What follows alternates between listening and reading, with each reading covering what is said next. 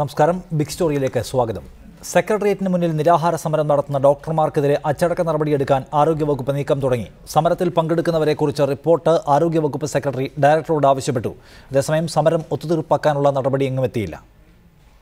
സമരത്തെ നടപടി കൊണ്ട് നേരിടാനാണ് സർക്കാർ നീക്കം. ഇതിന്റെ ആദ്യപടിയായി DHSനോട് സമരം സംബന്ധിച്ച റിപ്പോർട്ട് നൽകാൻ ആരോഗ്യവകുപ്പ് സെക്രട്ടറി ഉത്തരവിട്ടു. ജില്ലാ തലത്തിൽ നിന്ന് ലഭിക്കുന്ന റിപ്പോർട്ട് ക്രോഡീകരിച്ച് ഡയറക്ടർ സെക്രട്ടറിക്ക് കൈമാറും. ഇതിനുശേഷം നടപടി സംബന്ധിച്ച സർക്കാർ തലത്തിൽ തീരുമാനമുണ്ടാകും. അതേസമയം നടപടിയെ ഭയമില്ലെന്ന് KGMOA സംസ്ഥാന പ്രസിഡന്റ് ഡോക്ടർ പ്രമീള ദേവി പറഞ്ഞു. നടപടിയെ തുടർന്നുണ്ടാകുന്ന സമരത്തിന് സർക്കാരാകും ഉത്തരവാദിയെന്നും KGMOA മുന്നറിയിപ്പ് നൽകുന്നു. അച്ചടക്ക നടപടി ഡോക്ടർമാർക്ക് പുത്തരിയല്ല. ഇതുപോലെയുള്ള പ്രതികാര മനോഭാവത്തോടുള്ള നടപടികൾ എരുതിയിൽ എണ്ണ ഒഴിക്കുന്നത് പോലെയുള്ള പ്രശ്നങ്ങൾ ഉണ്ടാക്കിയേക്കാം.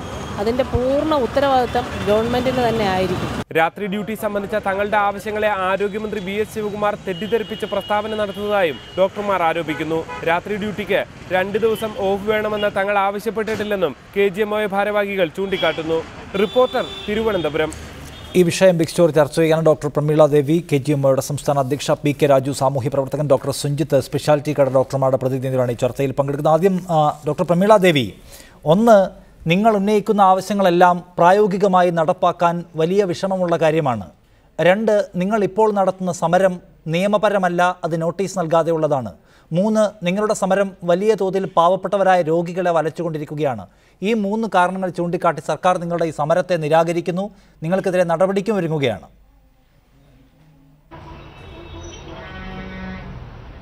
ഒരു സമരവും നിയമപരമല്ല. എല്ലാ സമരങ്ങളും നിയമവിരുദ്ധം തന്നെയാണ്.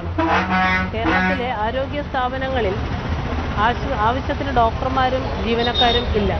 കഴിഞ്ഞ കുറേ വർഷങ്ങളായി ഈ പ്രശ്നങ്ങൾ KGMO ഗവൺമെന്റിന്റെ ശ്രദ്ധയിൽപ്പെടുത്തുന്നുണ്ട്.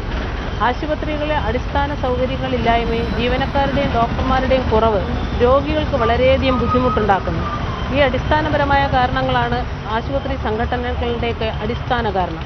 കേരളത്തിലെ ആശുപത്രികളെല്ലാം തന്നെ 1960 ജീവനക്കാരുടെ എണ്ണവും തസ്തികകളിലും കൂടെയാണ് മുന്നോട്ട് പോകുന്നത്. 65ഓളം താലൂക്ക് ആശുപത്രികൾക്ക് കാഷ്വാലിറ്റി വിങ് അനുവദിക്കണമെന്ന് 3 വർഷമായിട്ട് KGMO അവകാശപ്പെടുന്നു. 65ഓളം കമ്മ്യൂണിറ്റി ഹെൽത്ത് സെൻ്ററുകളെ ആവശ്യമായ പോസ്റ്റ് ക്രിയേറ്റ് ചെയ്യാതെയോ ഫൈനാൻസിൻ്റെ അനുമതിയില്ലാതെയോ ബോർഡുകൾ മാത്രം മാറ്റി അപ്ഗ്രേഡ് ചെയ്തതോടുകൂടിയാണ് ഈ കമ്മ്യൂണിറ്റി ഹെൽത്ത് സെൻ്ററുകൾ 24 മണിക്കൂർ പ്രവർത്തിക്കുന്ന താലൂക്ക് ആശുപത്രികളായി മാറ്റപ്പെടുകയാണ് ഉണ്ടായത്. താലൂക്ക് ആശുപത്രിക്ക് വേണ്ടത് 28ഓളം ഡോക്ടർമാരും 4 കാഷ്വാലിറ്റി മെഡിക്കൽ ഓഫീസർമാരുമാണെന്നിരിക്കെ കേരളത്തിലെ ആവറേജ് താലൂക്ക് ആശുപത്രികൾക്കുള്ള ഡോക്ടർമാരുടെ എണ്ണം 8 മുതൽ 10 വരെ മാത്രമാണ്.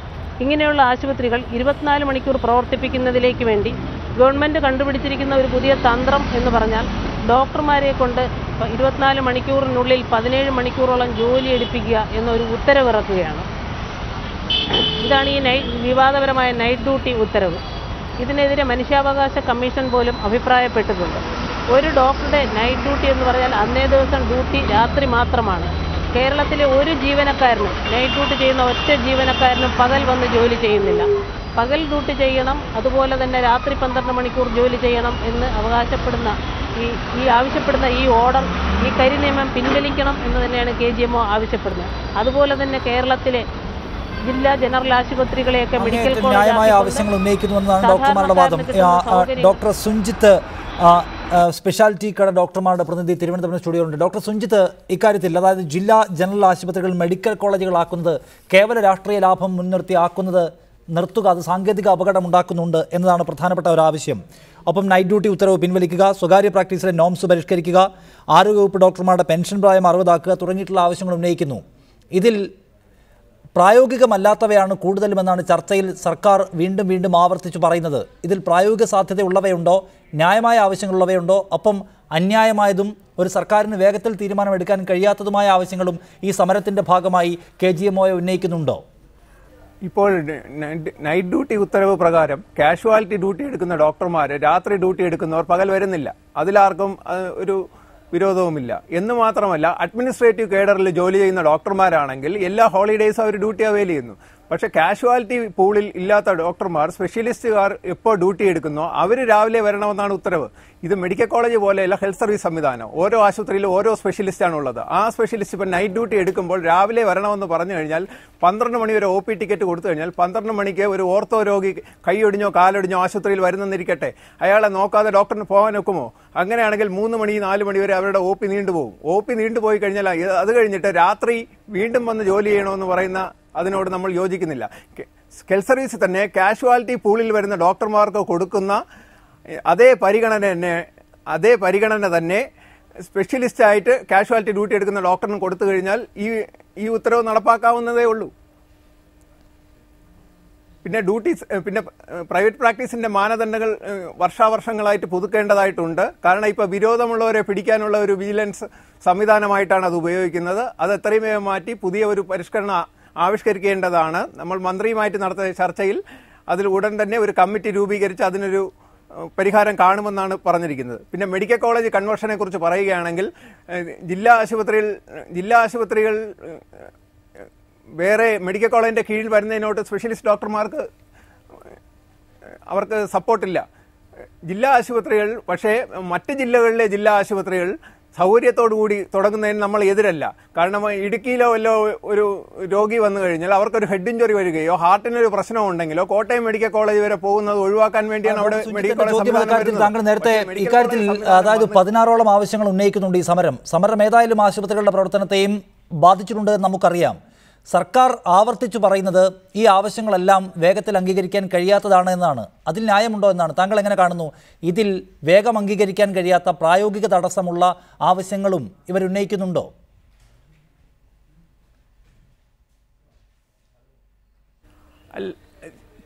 പ്രായോഗികമായിട്ട് ഇവരുടെ ചില ആവശ്യങ്ങളോട് സ്പെഷ്യലിസ്റ്റ് ഡോക്ടേഴ്സ് അംഗീകരിക്കുന്നില്ല. കാരണം ഈ ഡെപ്യൂട്ടേഷൻ എന്ന് പറയുന്നത് സൂപ്പർ സ്പെഷ്യാലിറ്റി കേഡറിൽ തന്നെയാണെങ്കിൽ ഇപ്പോൾ തന്നെ സർവീസ് PGക്ക് ആകെ ഒരേ ഒരാളാണ് ക്വാളിഫൈ ചെയ്തത്. ബാക്കിയുള്ളവർ 5 വർഷം പ്രൊബേഷൻ പൂർത്തിയാക്കാത്തവരാണ്. അവർക്കും ആ പ്രൊബേഷൻ ഇത് കൊടുക്കണമെന്ന് പറയുന്നതും അവർക്ക് ശമ്പളത്തോടുകൂടി ജോലി പഠിക്കാനുള്ളൊരു അവസരം കൊടുക്കണമെന്ന് പറയുന്നതോട് നമ്മൾ യോജിക്കുന്നില്ല. പ്രൊബേഷൻ കഴിഞ്ഞവർക്ക് മാത്രമേ ആ സീറ്റിൽ അവരെ കൺസിഡർ ചെയ്യാവൂ. പ്രൊബേഷൻ കഴിഞ്ഞവർക്ക് ഡെപ്യൂട്ടേഷൻ കൊടുക്കുന്നതിന് നമ്മൾ എതിരല്ല. ഇത്തരം കാര്യങ്ങൾ വിയോജിപ്പുണ്ടെന്നാണ്. തിരുവനന്തപുരത്ത് ശ്രീ പി കെ രാജു സാമൂഹ്യ പ്രവർത്തകൻ നമ്മോടൊപ്പമുണ്ട്. ശ്രീ പി കെ രാജു, ഈ സമരം നിയമവിരുദ്ധമാണ് എന്നാണ് സർക്കാരിൻ്റെ കണ്ടെത്തൽ. ആരോഗ്യവകുപ്പ് ഡയറക്ടർ ഇപ്പോൾ ആരോഗ്യവകുപ്പ് സെക്രട്ടറിക്ക് നൽകാൻ പോകുന്ന റിപ്പോർട്ടിലും ആ പരാമർശമുണ്ട് എന്നാണ്. അതവിടെ നിൽക്കാം. സർക്കാർ സർവീസിലെ ഇത്തരം സമരങ്ങൾ സ്വാഭാവികമായും നിയമവിരുദ്ധമാണെന്ന് കണ്ടെത്തലുകൾക്ക് തടസ്സമില്ല. പക്ഷേ ഒരു തരത്തിലും രോഗികളെ ബാധിക്കാത്ത വിധത്തിലാണ് ഈ സമരം നടത്തുന്നത് എന്നാണ് ഡോക്ടർമാരുടെ അവകാശവാദം. അങ്ങനെയാണോ നമ്മുടെ ആശുപത്രികളിൽ നിന്ന് കാണുന്ന കാഴ്ച? വലിയ തോതിൽ പാവപ്പെട്ട രോഗികളെ ബുദ്ധിമുട്ടിലാക്കിക്കൊണ്ടാണോ ഇത്രയും ആവശ്യങ്ങൾ ഉന്നയിച്ച് ഈ സമരം ഇങ്ങനെ തുടരുന്നത്? 30 വർഷത്തിലേറെയായി ആതുര സേവന രംഗത്ത് പ്രവർത്തിക്കുന്ന ഒരു പൊതുപ്രവർത്തകനും ഒരു കമ്മ്യൂണിസ്റ്റുകാരനെന്ന നിലയിൽ കേരള സംസ്ഥാനത്ത് ഡോക്ടർമാർ സമരം നടത്തുമ്പോഴെല്ലാം അവരുടെ തെറ്റുകൾ ചൂണ്ടിക്കാട്ടിയിട്ടുള്ള ഒരു പ്രവർത്തകനാണ്. എന്നാൽ ഇപ്പോൾ നടത്തുന്ന ഈ സമരം തികച്ചും ഇവർ 16 ഡിമാൻഡുകളാണ് വെച്ചിട്ടുള്ളത്. അതിൽ ഒരു ഭൂരിഭാഗവും കേരള സംസ്ഥാനത്തിലെ ജനങ്ങൾക്ക് വേണ്ടിയുള്ള ഒരു സമരമായിട്ടാണ് ഞാനിത് കാണുന്നത്. കേരള സംസ്ഥാനത്തിലെ ആരോഗ്യവകുപ്പ് മന്ത്രി അദ്ദേഹത്തിൻ്റെ പിടിവാശി നിർത്തണം.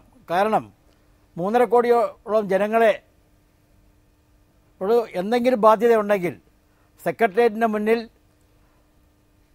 രാഷ്ട്രീയക്കാർ നടത്തുന്ന സമരം പോലെ ഡോക്ടർമാരുടെ സമരം ഇത്തരം രീതിയിൽ നീട്ടിക്കൊണ്ടു പോകുന്നത് ഉചിതമായ ഒരു തീരുമാനമല്ല. ആരോഗ്യവകുപ്പ് മന്ത്രിയുടെ പിടിവാശി അത് മാറ്റിവെച്ച് ഈ സമരം അടിയന്തരമായി ഒത്തീർപ്പാക്കണം. അവരുടെ ആവശ്യങ്ങൾ ന്യായമാണെന്നാണ് ഈ കാണുന്ന നോട്ടീസിൽ അവരിറക്കിയിട്ടുള്ള നോട്ടീസിൽ എനിക്ക് മനസ്സിലാക്കാൻ കഴിയും. പ്രമീള ദേവി, ഇക്കാര്യത്തിൽ സർക്കാരുമായി വിവിധ തവണ നിങ്ങൾ ചർച്ച നടത്തിയപ്പോഴെല്ലാം സർക്കാരിന് വേണമെങ്കിൽ ഇത് പരിഹരിക്കാവുന്ന പ്രശ്നമേ ഉള്ളൂ. പരിഹരിക്കാൻ സർക്കാരിന് രാഷ്ട്രീയ തലത്തിൽ താല്പര്യവുമുണ്ട്. പക്ഷേ ആരോഗ്യവകുപ്പ് സെക്രട്ടറി ഇക്കാര്യത്തിൽ ഉടക്കുവയ്ക്കുകയാണ്. നിങ്ങളുടെ ആവശ്യങ്ങൾ അനാവശ്യമാണ്, അത് നടക്കാൻ പോകാത്തതാണെന്ന് സർക്കാരിനെ നിരന്തരം പറഞ്ഞ് ബോധ്യപ്പെടുത്തി ഈ സമരം പരിഹരിക്കാൻ ആവശ്യമായ തടസ്സമുണ്ടാക്കുന്നത് ആരോഗ്യവകുപ്പ് സെക്രട്ടറി മാത്രമാണോ? അത്തരമൊരു ആരോപണം നേരത്തെ നിങ്ങൾ ഉന്നയിച്ചിരുന്നു.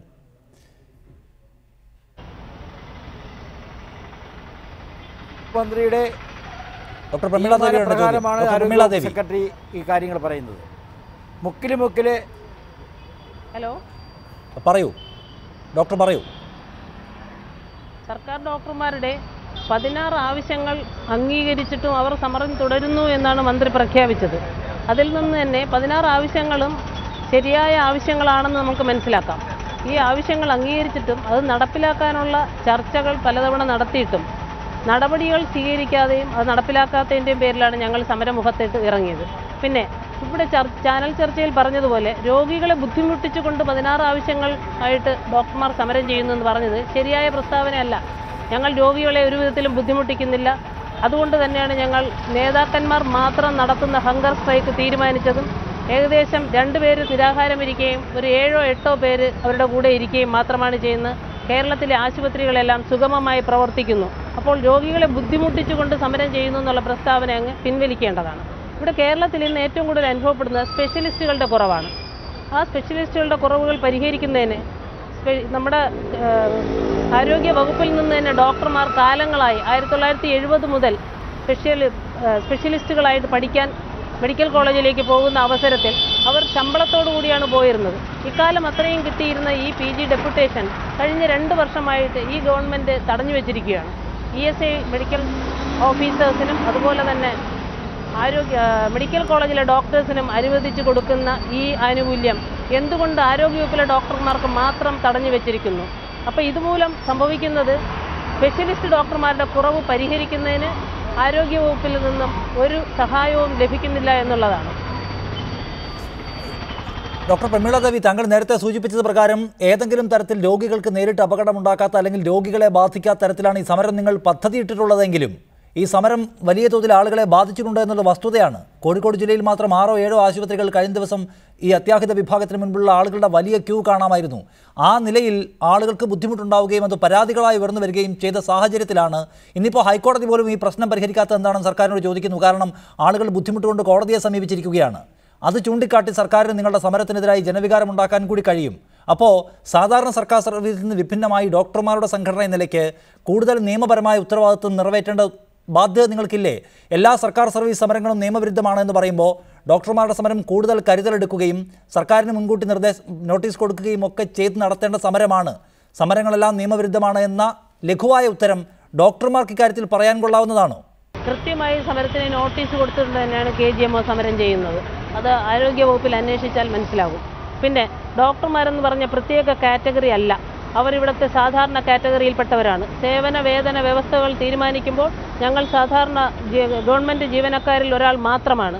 ഞങ്ങളുടെ സേവനം അങ്ങോട്ട് കിട്ടുമ്പോൾ മാത്രം സേവനത്തിന് മാത്രം പ്രത്യേക കാറ്റഗറി ആക്കേണ്ടതില്ല. ഇവിടെ ശമ്പളം തീരുമാനിക്കുമ്പോൾ ഡോക്ടർമാർ സാധാരണ കാറ്റഗറിയാണ്. അവരുടെ സേവനം വരുമ്പോൾ മാത്രം അവർ അവശ്യ സർവീസും അവരുടെ സേവനം മനുഷ്യ ജീവന് വില കൽപ്പിക്കുന്നതും അങ്ങനെ പ്രത്യേക ഒരുപാട് ഉപമകൾ പറയാറുണ്ട്. എന്നാൽ പോലും ഇവിടുത്തെ കേരളത്തിലെ ഏതൊരു സർക്കാർ ഉദ്യോഗസ്ഥനും ചെയ്യുന്നതിനേക്കാളും മണിക്കൂറുകൾ ജോലി ചെയ്യുന്ന ഒരേ ഒരു വിഭാഗമാണ് ഡോക്ടർമാർ.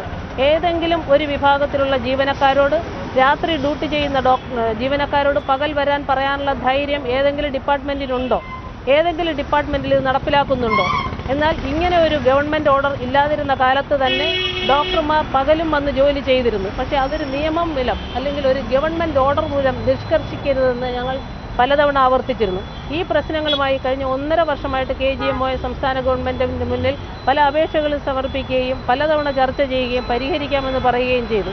ഈ 16 ആവശ്യങ്ങളും പലതവണ ചർച്ച ചെയ്യപ്പെട്ടതാണ്. ഇത് നടപ്പിലാക്കാൻ പറ്റാത്തത് കൊണ്ടാണ് ഇങ്ങനെ ഒരു സമരത്തിലേക്ക് KGMO പോകാൻ മുതിർന്നത്.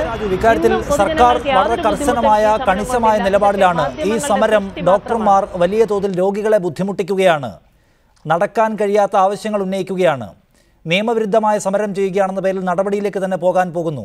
അതായത് ഒരു നിലയ്ക്കും സർക്കാരിന് അംഗീകരിച്ചു കൊടുക്കാൻ കഴിയാത്ത ആവശ്യങ്ങളാകുമോ ഇവരെ ഉന്നയിക്കുന്നത്? അല്ലെങ്കിൽ ഈ നിലയ്ക്ക് ആളുകളെ ബുദ്ധിമുട്ടിക്കുന്ന ഒരു സമരം ഇങ്ങനെ നീണ്ടുപോവുകയും അത് പരിഹരിക്കാൻ ഒരു പോസിറ്റീവ് ഇനീഷ്യേറ്റീവ് ഇനിയും സർക്കാർ എടുക്കുകയും ചെയ്യുന്നില്ല? അപ്പോൾ ഈ ആവശ്യങ്ങൾക്ക് എന്തോ കുഴപ്പമുണ്ട് എന്നാണോ മനസ്സിലാക്കേണ്ടത്? അതോ സർക്കാർ മനഃപൂർവ്വം ജനങ്ങളെ ബുദ്ധിമുട്ടിക്കുകയാണെന്നോ? ഡോക്ടർമാരുടെ ബാധ്യതയല്ല, ആരോഗ്യവകുപ്പിൻ്റെ ബാധ്യതയാണ് ഈ സമരം ഒത്തീർപ്പാക്കേണ്ടത്. അതാണ് ഞാൻ പറഞ്ഞ അവർ വെച്ചിട്ടുള്ള ഡിമാൻഡുകൾ ആദ്യം വായിക്കുക. കേരള സംസ്ഥാനത്തിലെ ആരോഗ്യവകുപ്പ് മന്ത്രി ഈ സമരം കാണാതെയാണ് മുന്നോട്ട് പല കാര്യങ്ങളും നടത്തുന്നത്. ഒരു ഉദാഹരണത്തിന് ഞാനൊരു കാര്യം പറയാം. തിരുവനന്തപുരം മെഡിക്കൽ കോളേജ് ആശുപത്രിയിൽ നിന്നും 4 കിലോമീറ്റർ ദൂരെയാണ് പുതിയ മെഡിക്കൽ കോളേജായി ജനറൽ ഹോസ്പിറ്റലിനെ കൊണ്ടുവരുന്നത്. ഇതെന്ത് അടിസ്ഥാനത്തിലാണ് സർക്കാർ പുതിയ പുതിയ മെഡിക്കൽ കോളേജ് കൊണ്ടുവരുന്നത് ഞങ്ങൾക്ക് മനസ്സിലാവുന്നില്ല. നിലവിലുള്ള മെഡിക്കൽ കോളേജ് ആശുപത്രികളെയും പ്രാഥമിക ഹെൽത്ത് സെന്ററുകളും അതുപോലെ തന്നെ താലൂക്ക് ആശുപത്രികളും അവിടെയെല്ലാം നൂറുകണക്കിന് ഡോക്ടർമാരുടെ ഒഴിവുകൾ, അറ്റൻഡർമാരുടെ ഒഴിവുകൾ, നഴ്സുമാരുടെ ഒഴിവുകൾ, സ്വീപ്പർമാരുടെ ഒഴിവുകൾ നികത്താതെ പുതിയ പുതിയ മെഡിക്കൽ കോളേജുകൾ കെട്ടി ഇത്തരം സമരങ്ങളിലേക്കുള്ള ഡോക്ടർമാരെ അവരുടെ ജോലിയിൽ അധികം ജോലി അടിച്ചേൽപ്പിച്ചുകൊണ്ടുള്ള ഈ നടപടി തന്നെ സർക്കാർ ഉപേക്ഷിക്കേണ്ടതാണ്. ഈ സമരം അടിയന്തരമായി തന്നെ നിർത്താത്ത പക്ഷം അതൊരു വലിയൊരു സംഘർഷാവസ്ഥയിലേക്ക് പോകുന്നൊരു സ്ഥിതിയാണ് ഇപ്പോൾ നിലവിലുള്ളത്. കാരണം പാവപ്പെട്ട ജനങ്ങൾക്ക് പ്രാഥമിക ഹെൽത്ത് സെന്ററിൽ സമയത്തിന് ചികിത്സ ലഭിക്കാത്ത പോകുന്നൊരു സ്ഥിതി ഉണ്ടാകാൻ ചാൻസ് ഉള്ളതായി കാണുകയാണ്. അതുകൊണ്ട് ആരോഗ്യവകുപ്പ് മന്ത്രി അടിയന്തരമായി തന്നെ ഇവരുമായി ചർച്ച നടത്തി ഈ സമരം അവസാനിപ്പിക്കേണ്ട സമയം കഴിഞ്ഞു. ശ്രീജിത്ത് തിരുവനന്തപുരത്ത് നിന്ന് ടെലിഫോൺ ലൈൻ. ശ്രീജിത്ത്, ഇത്ര ദിവസമായിട്ടും ഈ സമരം പരിഹരിക്കാനുള്ള സർക്കാരിന് മുൻപിലെ തടസ്സം എന്താണ്? നിഷാദ്, പ്രധാനമായും ഈ വിഷയങ്ങളെ ചൊല്ലി ഒരു കൃത്യമായ ചർച്ച നടക്കുന്നില്ല എന്നുള്ളതാണ് ഏറ്റവും പ്രധാനമായി എടുത്തു പറയേണ്ടത്. സമരം തുടങ്ങി 6 ദിവസം പിന്നിട്ടിട്ടും ഔദ്യോഗികമായ ഒരു ചർച്ചയ്ക്ക് പോലും വിളിക്കാൻ സർക്കാർ വൃത്തങ്ങൾ തയ്യാറായിട്ടില്ല. അതിന് പിന്നിൽ ചില കടുംപിടുത്തങ്ങൾ ഉണ്ടെന്ന് കൂടി പറയേണ്ടി വരും. കാരണം ഒരു മാസം മുമ്പേ, കഴിഞ്ഞ മാസം 8-ാം തീയതി തുടങ്ങാനിരുന്ന സമരമാണിത്. അന്ന് ചർച്ച നടത്തി അന്ന് ഒരു മാസത്തിനുള്ളിൽ പ്രശ്നങ്ങളെല്ലാം പരിഹരിക്കാം എന്നുള്ളൊരു ധാരണയായിരുന്നു അന്നുണ്ടായിരുന്നത്. പക്ഷെ ആ ധാരണ നടപ്പാകാതെ വന്നതോടുകൂടിയാണ് ഡോക്ടർമാർ വീണ്ടും സമരത്തിലേക്ക് നീങ്ങുന്ന ഒരു കാഴ്ച കണ്ടത്. ഈ ഉറപ്പുകൾ ഒന്നും തന്നെ കൃത്യമായി ഒരു രേഖാമൂലം തരാതെ സമരം പിൻവലിക്കാനാകില്ല എന്നുള്ളതാണ് ഡോക്ടർമാരുടെ നിലപാട്. പക്ഷെ അങ്ങനെ ഒരു ഉത്തരവിറക്കിയോ അങ്ങനെ ഒരു രേഖാമൂലം നൽകാനോ സർക്കാർ തയ്യാറാകുന്നില്ല. കേവലമായ ഈഗോയുടെ പ്രശ്നമാണോ? അതിനപ്പുറത്തേക്ക് പ്രായോഗികമായ തടസ്സങ്ങൾ, സാങ്കേതിക തടസ്സങ്ങൾ സർക്കാരിന് മുൻപിലുണ്ടോ? പല വിഷയങ്ങളിലും സാങ്കേതിക തടസ്സങ്ങൾ കൂടി ഉണ്ടെന്ന് പറയേണ്ടി വരും നിഷാദ്. കാരണം മെഡിക്കൽ കോളേജുകളുമായി ബന്ധപ്പെട്ട വിഷയങ്ങളിൽ സർക്കാരിന് ഇനി ഒരു തരത്തിലും പിന്നോട്ട് പോകാൻ കഴിയില്ല. അത് UDF-ന്റെ കൂടെ നയപരമായ തീരുമാനമാണ്. അത് അങ്ങനെ തന്നെ മുന്നോട്ട് പോകും. 17 മണിക്കൂർ രാത്രി ഡ്യൂട്ടി അടക്കമുള്ള വിഷയങ്ങളിൽ ഒരുപക്ഷെ സ്വകാര്യ ആശുപത്രികൾ പോലും അങ്ങനെ ചെയ്യുന്നുണ്ട്. അതുകൊണ്ട് തന്നെ നിലവിലെ ആരോഗ്യ മേഖലയിലെ ഡോക്ടർമാരുടെ ക്ഷാമം അടക്കം പരിഹരിക്കാൻ ഇപ്പോഴത്തെ ഡോക്ടർമാരെ ഉപയോഗിച്ചുകൊണ്ട് ഉള്ള പ്രശ്നങ്ങൾ പരിഹരിക്കുക, ഇവരെ കൊണ്ട് കൂടുതൽ ജോലി ചെയ്യിപ്പിക്കുക എന്നതാണ് സർക്കാർ ഒരു സ്വകാര്യ സ്ഥാപനത്തിലെ സംവിധാനം പോലെ അങ്ങനെ കൊണ്ടുപോകുക എന്നതാണ് സർക്കാർ ആലോചിക്കുന്നത്. അതുകൊണ്ട് തന്നെ ഒരു കാര്യം കൂടി ശ്രീ, ഇക്കാര്യത്തിൽ അവസാനമായി, ഈ സമരം ഒരു തരത്തിലും രോഗികളെ ബാധിക്കാതെയുള്ള സമരമാണ്, ആശുപത്രികളുടെ പ്രവർത്തനത്തെ ബാധിക്കുന്നില്ല എന്നാണ് ഡോക്ടർമാരുടെ സംഘടന പറയുന്നത്. അങ്ങനെയാണോ സംഭവിക്കുന്നത്? ഏതാണ്ട് ഒരു പരിധിവരെ അങ്ങനെയെന്ന് തന്നെ പറയേണ്ടി വരും നിഷാദ്. ആദ്യ ദിവസം നടന്ന സമരം ഒഴിച്ചാൽ ആദ്യ ദിവസത്തെ സമരത്തിൽ ഏതാണ്ട് 40% ഡോക്ടർമാർ ഹാജരായിരുന്നു എന്നതാണ് സർക്കാരിന്റെ ഔദ്യോഗിക റിപ്പോർട്ട്. മറ്റ് ദിവസങ്ങളിൽ കാര്യമായി ബാധിച്ചിട്ടില്ല എന്നാണ് ഡോക്ടർ പ്രമീള ദേവി നേരത്തെ ചൂണ്ടിക്കാട്ടിയതുപോലെ. സർക്കാരിന്റെ നയപരമായ തീരുമാനങ്ങളുണ്ട്. ഇപ്പോൾ ജനറൽ ആശുപത്രികളെ മെഡിക്കൽ കോളേജുകളാക്കുക, അത് ഈ സർക്കാർ പ്രഖ്യാപിച്ചിട്ടുള്ള പദ്ധതികളുടെ ഭാഗമാണ്. അതിനെയൊക്കെ നിങ്ങളുടെ ഒരു സംഘടനയുടെ സമരം കൊണ്ട് ഇല്ലാതാക്കി കളയാം എന്ന് കരുതാമോ?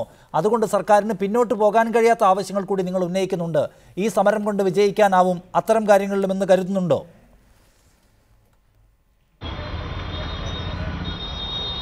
ഈ മെഡിക്കൽ കോളേജുകളുടെ കാര്യത്തിൽ മഞ്ചേരിയിൽ പരീക്ഷിച്ച് പരാജയപ്പെട്ട് പ്രശ്നങ്ങളിലൂടെ മുന്നോട്ട് പോകുന്ന അതേ കാര്യങ്ങൾ തിരുവനന്തപുരം ജനറൽ ഹോസ്പിറ്റലിൽ നടപ്പിലാക്കാനാണ് സർക്കാർ മുതിരുന്നത്.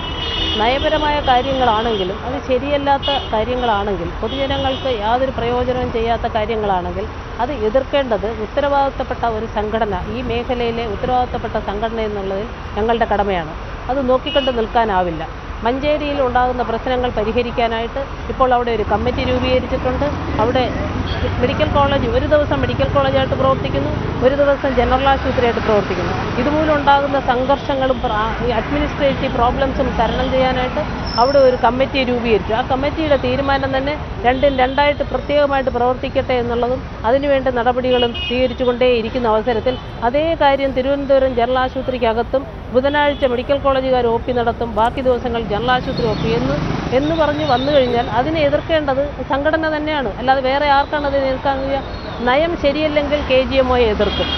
അത് KGMOയുടെ ഒരു കടമയാണ്. ഈ രംഗത്ത് പ്രവർത്തിക്കുന്ന ഒരു വളരെ പ്രധാനപ്പെട്ട കാര്യം ഈ മെഡിക്കൽ കോളേജുകൾ ഉണ്ടാക്കുക എന്ന കാര്യത്തിൽ സർക്കാർ നേരത്തെ പ്രഖ്യാപിച്ചിട്ടുള്ള നയപരമായ തീരുമാനമാണ്. വേറെ 15 ആവശ്യങ്ങൾ കൂടി ഉണ്ടെങ്കിലും മെഡിക്കൽ കോളേജുകളെ ഇങ്ങനെ, അല്ലെങ്കിൽ ജനറൽ ആശുപത്രികളെ മെഡിക്കൽ കോളേജുകളായി ഉയർത്താനുള്ള നീക്കം അനുവദിക്കില്ല എന്നാണ് സംഘടനയുടെ നിലപാട്.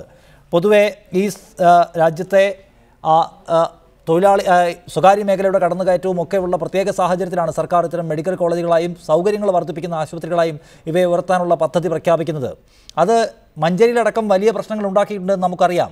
അതൊക്കെ ചൂണ്ടിക്കാണിച്ച് ഈ പദ്ധതിയെ ഒന്നാകെ എതിർക്കേണ്ട സാഹചര്യമുണ്ട് എന്നാണോ കാണുന്നത്, അതോ അതിനപ്പുറത്തേക്ക് അതിന് സാധ്യതയുണ്ട് എന്ന്?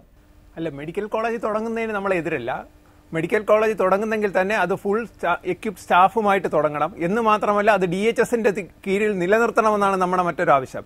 അതുപോലെ തന്നെ ഒരു ഡിപ്പാർട്ട്മെന്റ് തുടങ്ങാൻ വേണ്ടി തക്കാട് ഹോസ്പിറ്റൽ മൊത്തമായിട്ട് എടുക്കേണ്ട കാര്യമില്ല.